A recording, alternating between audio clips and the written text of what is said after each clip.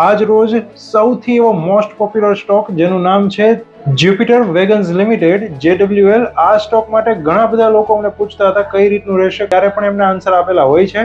આજના દિવસમાં આ સ્ટોક 13% સમથિંગ પ્લસમાં ટ્રેડ કરી રહ્યો છે. ગઈકાલે જે શેર 312 રૂપિયા બંધ આવેલો એ શેર અત્યારે 353-354 ના ભાવે ટ્રેડ થઈ રહ્યો છે.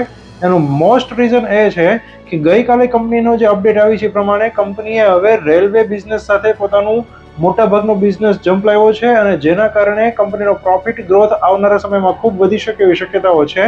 એમનું જે કોમર્શિયલ વ્હીકલ છે એની અંદરથી બિઝનેસ ઓછો આવવાનો છે અને રેલવે સાથે જોડાઈને એમાં જે ઇમ્પોર્ટન્ટ કમ્પોનન્ટ્સ આપે છે એનાથી કંપનીનો બિઝનેસ વધારે આવી શકે એવી શક્યતાઓ છે.